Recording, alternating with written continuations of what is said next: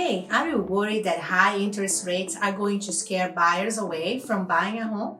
Welcome to our monthly market report for April. I'm Gabriela Gassinelli. And I'm Livia Brow with Gabriela 18 and Remax 100.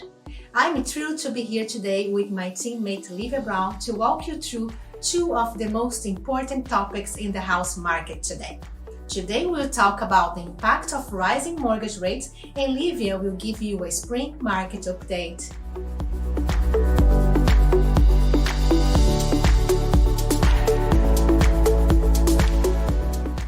I'm going to start right off the bat with the impact of rising mortgage rates.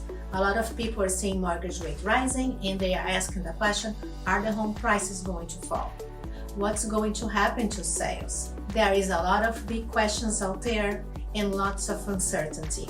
We've pulled together the historical data to show you what's happened historically when mortgage rates were rising and what happened in those environments. So you can use the data and the facts to create your own market opinion on what's going to be happening going forward. I'm going to start with a look at how mortgage rates have been rising this year. No surprise, right? Mortgage rates are on the rise. This data is from Freddie Mac, and it goes back to the very beginning of this year, when you can see over there on the left is that mortgage rates start out at 3.11% for the average 30 years fixed rate at the beginning of the year, and they have just steadily climbed since then up to 4.76%. The big question people are asking is, what's going to happen with home prices as mortgage rates rise? A lot of people think that when rates go up, prices go down. What you are looking at here is the impact of rising rates on the home prices when mortgage rates rose by more than a percentage point.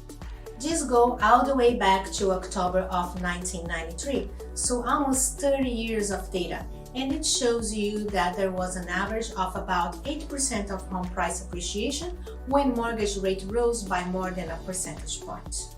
So overall, what we can see is that rising rates have not historically had a negative impact on home prices. I want to take this a step further and look at this, what's going to happen with sales. Let's take a look at this additional slide to the same data, see some home sales for the same period of time. What we can see here is there was an average decrease of 11% in home sales as prices were rising. So we know as rates rise and trends to sometimes reduce buyer activity because it affects buyer buying power. But let's look what it is mean overall today, because I think we have a fundamentally very different housing market than we had in some of these environments, these past environments. Let's take a look at this first line, October 93 to December 94. Mortgage rates increased from 2.38% all the way up to 9.2%. Let's be super clear that we are not looking at the same kind of increase in mortgage rates. We are not projected to. That was a very different environment that we were talking about. Let's look at this rising mortgage rate environment that were closer to what we are seeing today, which is more like 1 to 1.5% increase. Let's look at the same data and what you can see overall. There is a little bit of orange, there is a little bit of black, meaning some sales, home sales and mortgage rates are rising in these environments. Really negligible impact. So maybe down by 2, maybe up by 2%.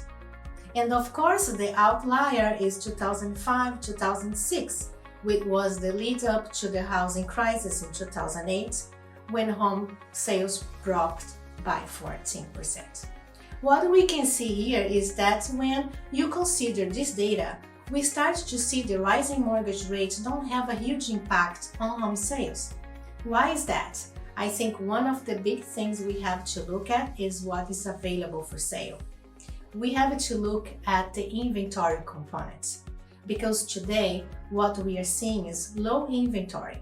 Inventory today is lower than it was in January 2021. And keep in mind that was historical low then, so very, very low inventory. Home prices are projected to continue to rise because there are just not enough homes for sale. We talk about supply and demand a lot in this environment, and that's what drives price appreciation. We also see plenty of buyers in the market, but they can't find a home to buy. There is not enough inventory to do that. So when you see headlines about a softening home sales at any point right now, it's not because of rising mortgage rates. I want to layer in the inventory data because I think this really helps paint the picture of what is happening historically and where we are heading as well. Going back to 2003 and 4, for this series of data, we had 5 months of inventory, 4.5 and 4.8 months. We had a very different inventory level than what we have today. So when we think about those environments, where it looks like 05, 06, 2012, 2013, where there was a little bit of a negative impact on sales, inventory was very much higher back then. I want to wrap up with a quote from Freddie Mac. With rates rising and expect to rise through 2023, it makes sense to obtain a purchase or refinance mortgage if you are in good standing. I'm going to turn it over to Livia now, and she's going to walk you through a spring market update. Thanks, Gabby. Hi guys, let's get right into our spring market update. We have a lot to cover.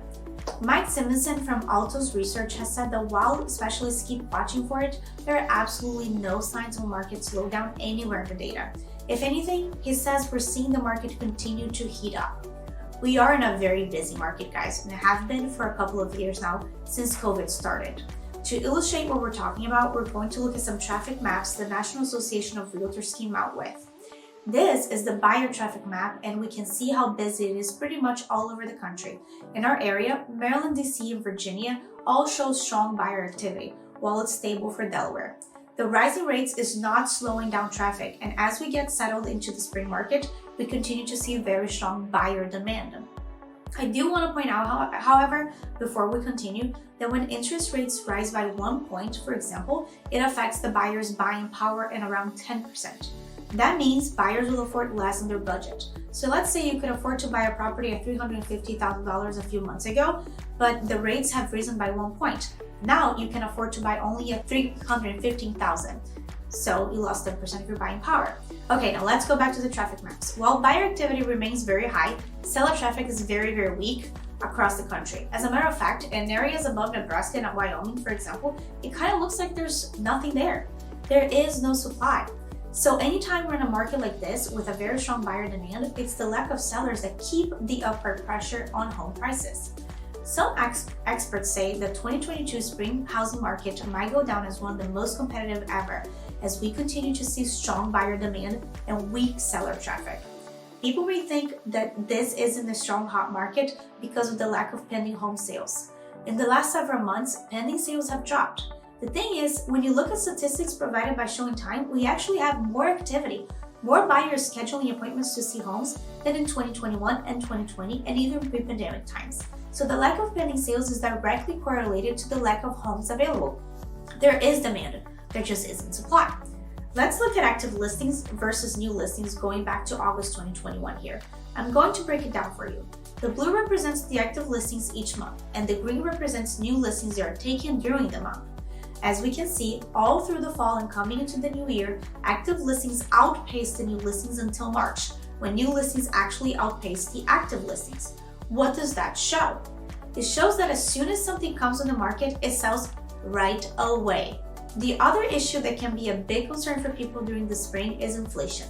This graph here shows home ownership as a hedge against inflation. When you're in an inflationary economy, you want to invest in hard assets that outperform inflation. Here, the blue bar shows the inflation rate, and the green bar shows home appreciation. In most decades since the 70s, home price appreciation has outperformed inflation. This is something to keep in mind when people are concerned about the inflation, like it's the case right now.